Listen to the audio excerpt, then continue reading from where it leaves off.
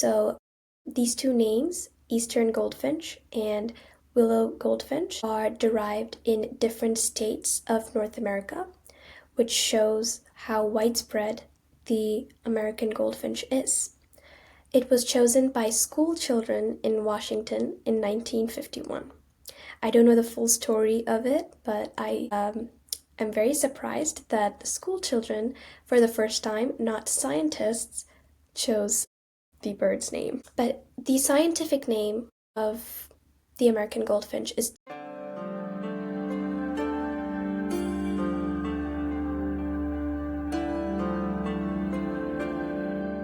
Good morning. I hope you're doing well today, and I hope your day is going great. But if not, that is totally fine. Welcome to the Early Bird Weekly Podcast. I'm Ritiksha Satish Kumar, and in today's episode, we are going to be learning about a very tiny bird. It is the American goldfinch. It is a very common bird throughout North America, but it does have very nice, interesting facts, just like every other bird. So I hope you enjoyed the episode. And, Christmas is coming up, so I put up some decorations in the back wall, if you didn't notice. And I have my little reindeer here. But let's come back to the star of today's episode, the American goldfinch. So before we go into the episode, let's do some breathing exercises just to relax, ground ourselves, and stay focused. So you can close your eyes if you want to, or just open them. We're going to do 3 breaths in and out. Take it as slowly as you can, and really focus on getting rid of negative thoughts and trying to focus on whatever you're doing, focus on the episode, or just relax. So you can close your eyes, breathe in,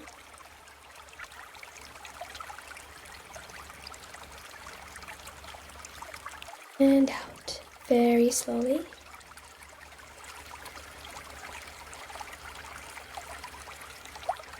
Breathe in,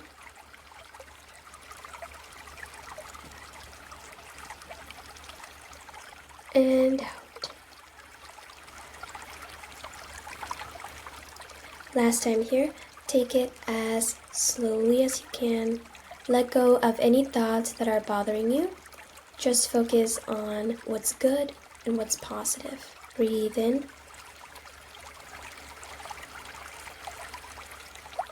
And out.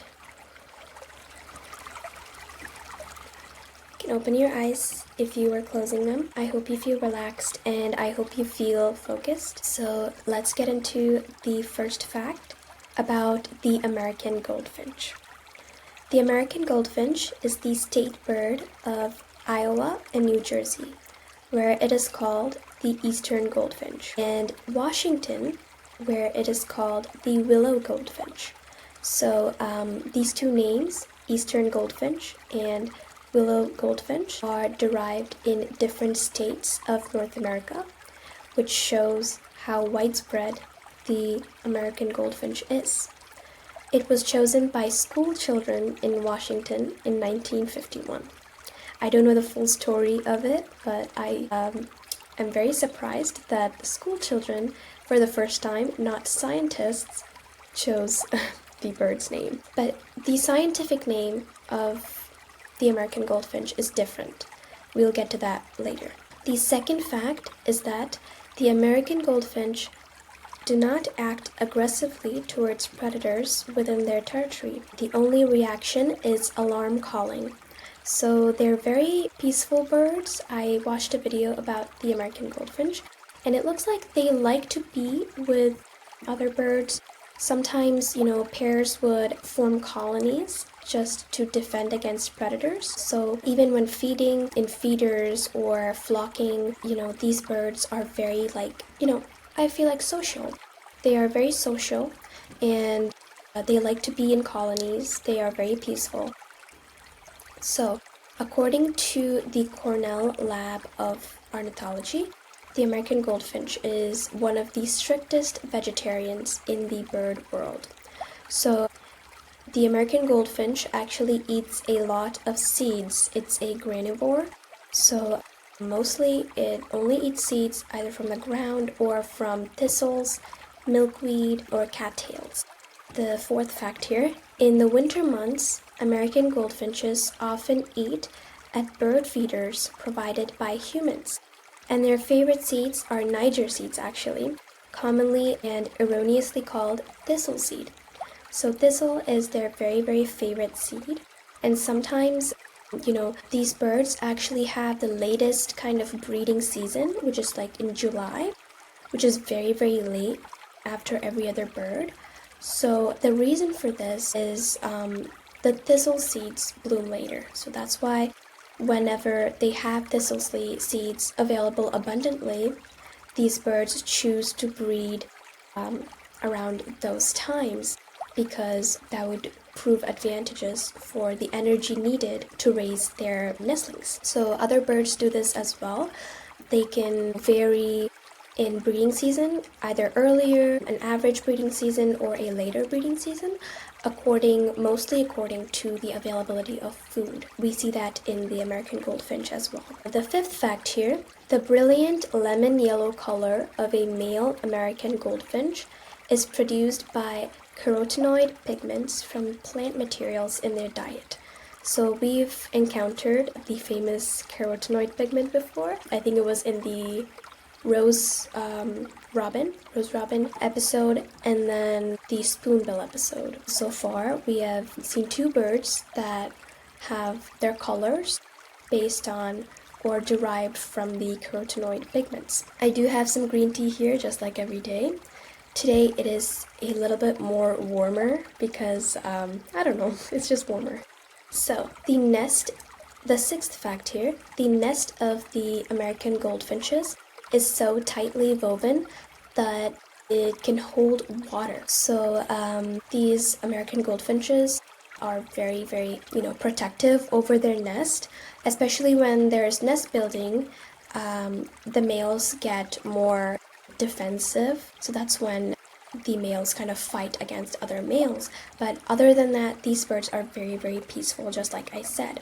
Only when there are predators, they do the alarm calling, so that other birds can also be warned against that predator, which is also seen in many other birds. I think we saw that in the chickadee episode, that the chickadees actually are the most alarm calling birds. They do the most alarm calling. But yeah, alarm calling is a very common phenomenon in birds and is a very useful phenomenon as well, and it's very cool. Moving on, I'm still in the same fact for the nest. The nest of the American goldfinch is so tight that it can hold water. So you can imagine how much work they would put into it to make a nest that tight.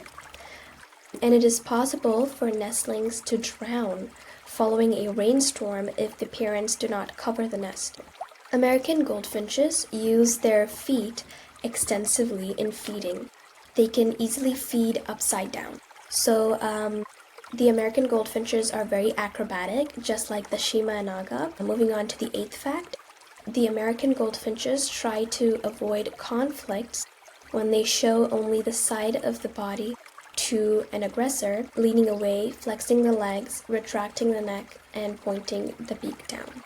So, as I said, the American goldfinches are very peaceful, and they try to avoid conflict by all these bodily languages. So yeah, those are some facts that I had about the American goldfinches.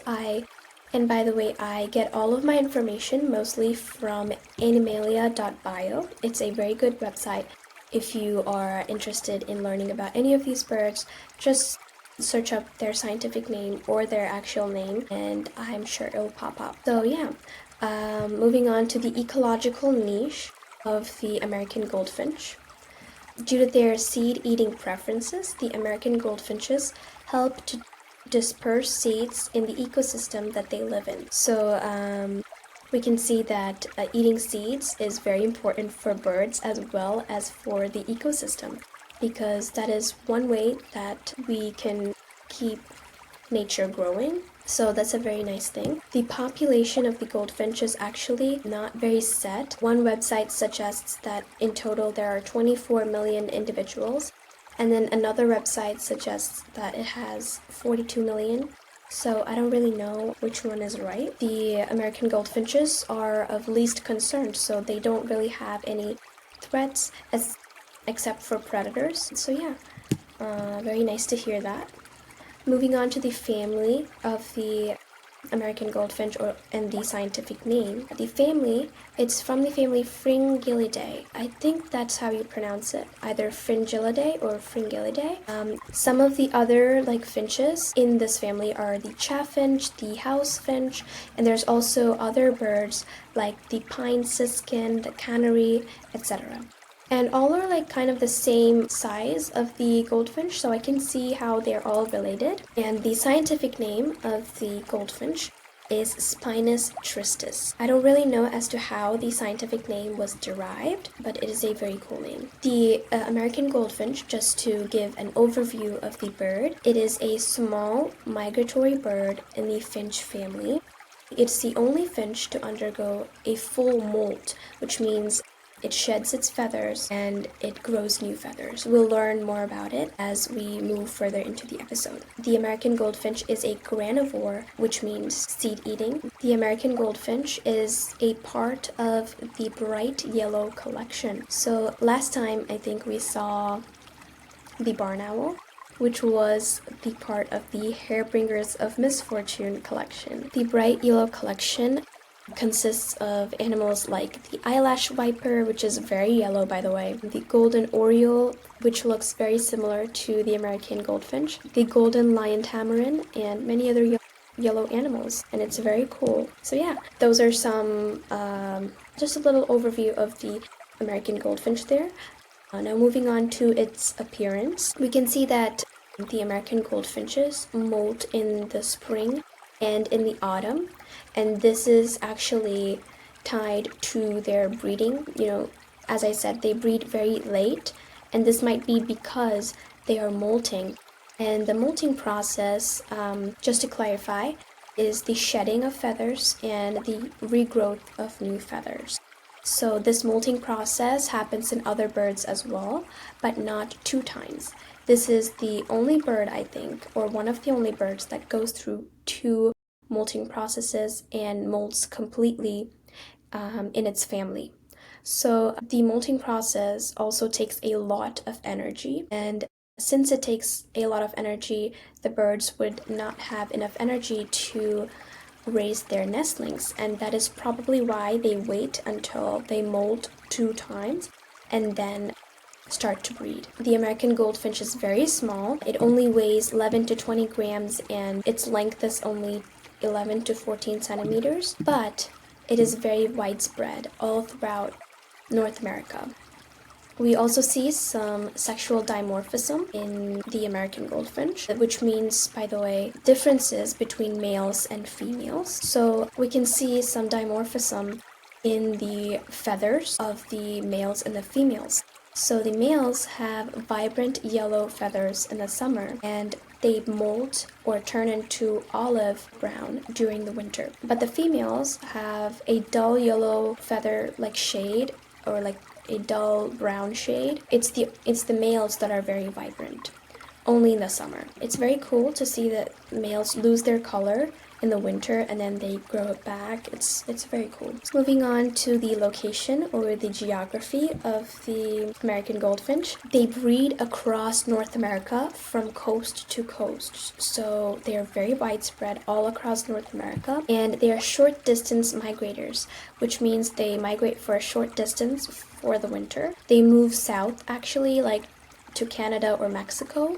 And also they are found in fields, floodplains, meadows, orchards, gardens, and feeders. If you want to see a goldfinch or attract a goldfinch, try to put out a feeder that has thistle seeds in it, because that is their favorite seed. Okay, so let's move on to some of the habits or the lifestyle of the American goldfinch.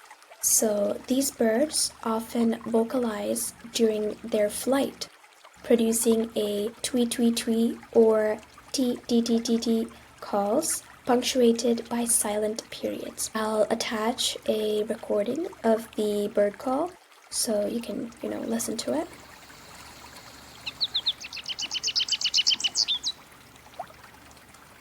Yeah, so that's how they sound. And they are, as you know, found in large flocks. Another word for this is gregarious. Gregarious means they are found in large flocks. And their nest construction, as I said, these birds are very defensive when they construct their nests, especially the males. They become aggressive when there is an intruder during their next nest construction, but that is the only time that they're aggressive. They show the front of their body to the intruder to like scare them away, and like there are other things that the males do to scare the intruder away. The American goldfinches are diurnal feeders, and they frequently hang from seed heads while feeding in order to reach the seeds more easily. So as we saw, they're very acrobatic. And also, I found out that the American goldfinches have a group name, actually 4 group names. They can be called Charm, Rush, Treasury, or Vain. These are all very cool names, as opposed to the barn owl episode. We saw that the barn owl group name is Parliament and Stare. So those are very weird, but they kind of fit the barn owl description. Moving on to some, mating habits. The goldfinch is actually serially monogamous, which means it mates with a different pair every breeding season. So they usually, breed in late July, as I told you, like in summer, which is very unusual for birds because they usually breed during the spring, autumn, but these birds they breed during the summer. And breeding starts with courtship displays. The male actually does a lot of aerial maneuvers, which means it does a lot of tricks in the air, and it's very cool to see other birds do their own courtship displays. It's very different. It's one of the things that really, really fascinate me in birds. So, and also these males sing. So combined with the aerial maneuvers and singing, they try to attract a female. And I'm sure there are other things that they do as well. And then when the male gets accepted, the pair flies in wide circles as the male sings, which is very interesting because, we don't really see the pair dancing. We usually see the male doing something to attract the female. But in this case, after it gets accepted, they kind of do this celebration, or I don't know what they feel when they do it. They fly in wide circles while the male sings. Yeah, I'm sure it has a good voice. So when the male gets selected, it actually makes a boundary, like a territory, by warbling. So warbling means singing with trills, quivers, or embellishments, kind of, vocalizing or riffing, I guess, as he flies from perch to perch. So that's how he makes a boundary, which is very cool to see. And 2 or 3 pairs sometimes group in colonies for defense. We saw that against predators. And the nest is built by the female in the branches of a deciduous shrub or tree at a height of up to 10 meters or 33 feet. So that's pretty high. These birds build nests very, they weave it very tightly. We saw that. And they're lined with milkweed, thistle, and cattail. And I think they put some soft things inside as well. So yeah. The female lays 4 to 6 bluish-white eggs, which are they're the size of a peanut, which is understandable because these birds are very tiny as well. These eggs are incubated by the female for 12 to 14 days. In this case, the female is the only one that incubates the eggs. And after 3 days, the nestlings open their eyes, and then after 11 to 15 days, they grow their olive plumage. And for 3 weeks after that, the male actually feeds the fledglings until they fly away. And the male actually locates the chick by listening to its fledgling call, which is very cool. A form of communication. And yeah, that is all I have for you guys today about the American goldfinch. I hope that you enjoyed it, and I hope that, you learned more about a very common bird. So that brings us to the end of this early bird episode.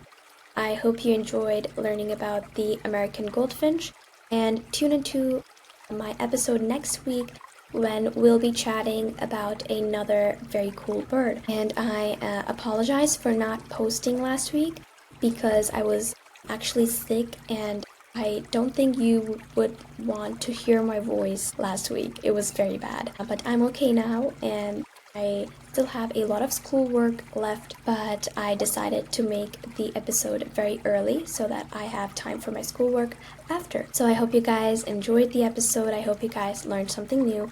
I really enjoyed learning about the American goldfinch. If you still want to learn more about it, then you can definitely check out animalia.bio, and there are other videos on YouTube and documentaries that you can check out too. So, don't forget to follow this podcast on social media. If you would like to leave a message, you can do that in my Instagram.